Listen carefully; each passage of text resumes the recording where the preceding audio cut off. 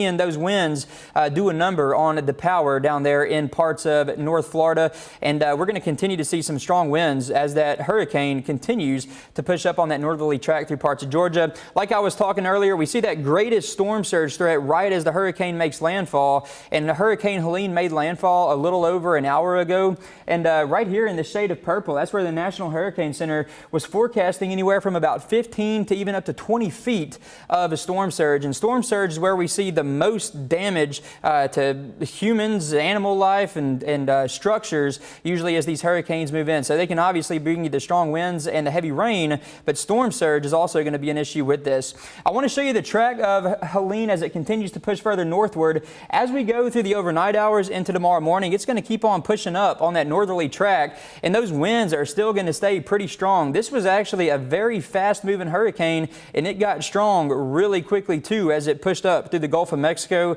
and then made landfall just about an hour or so ago. But this continues. It will continue as we head on through tomorrow morning, pushing up north through Georgia. And the strongest winds are where you see these reds and browns popping up right here on our wind map. And it's always that northeastern quadrant of these tropical systems where we see some of the worst impacts, some of the very heavy rainfall, some of the strongest winds. And it's also going to be around this area where we get the greatest tornado threat as well. I'll show you what the severe weather outlook is looking like for us here in just a second.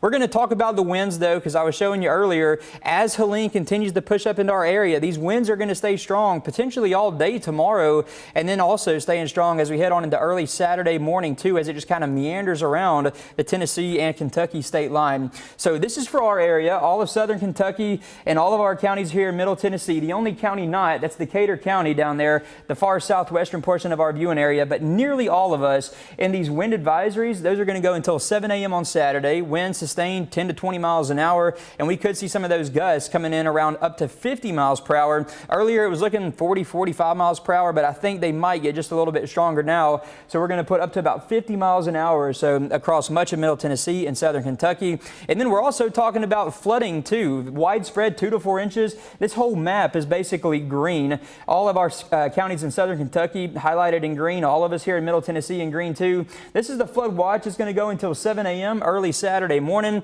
widespread 2 to 4 inches, but then in some pockets we may get 6 inches and maybe just a little bit higher than that. We're going to see a good rain chance as we head through the overnight hours tonight through Friday, and then even into Saturday. Sunday we could see more, and we might even see a little bit more rainfall on Monday before we finally start to dry out a little bit later on next week. So just to recap, the main things for us that I think we're going to be impacted by is some strong winds, wind advisories until 7 a.m. on Saturday, winds gusting 40 to 50 miles per hour, and also that flood watch that's in effect through the same time, 7 a.m. Saturday, 2 to 4 inches of rain, pockets of 6 inches, maybe even just slightly higher than that. Here's future track showing you the timing on this. So heavy rain still possible for a lot of us as we head through the overnight hours tonight. This is tomorrow morning, 6 a.m. And I think by that time, a lot of the heavy rainfall along Interstate 65 and to the east of that too.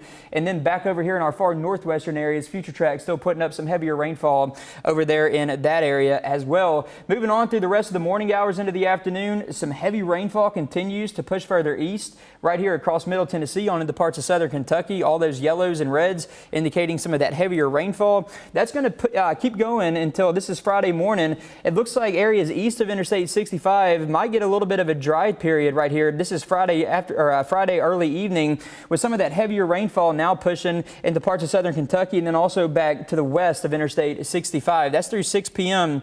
tomorrow. Overnight Friday into Saturday morning, more showers are going to stay possible with us as we go through Friday night into Saturday morning.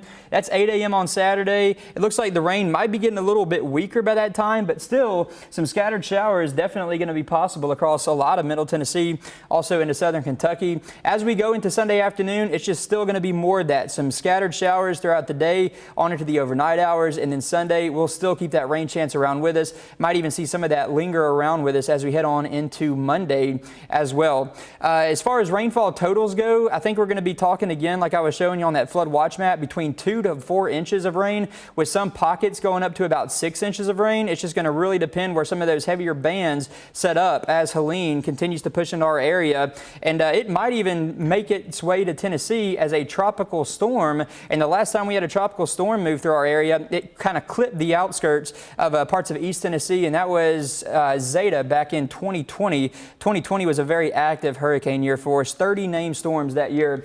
Severe weather outlook. This is good news though. Like I was talking earlier, and then like what we saw just a little bit ago as Francine moved through, it's always going to be that eastern side of these tropical systems that is the strongest activity, and that's what we're looking at. So parts of the Carolinas, also into parts of southeast Georgia, they're in that shade of orange. That is that level 3 risk for some of those severe thunderstorms, and that's going to be about a 10% tornado risk or so for that area right there along the coast. So it's going to be the eastern side of Helene that's going to pose the biggest threat for any tornadoes. I don't think we're going to have to worry about any tornado threat here, but this is such a powerful and such a large storm.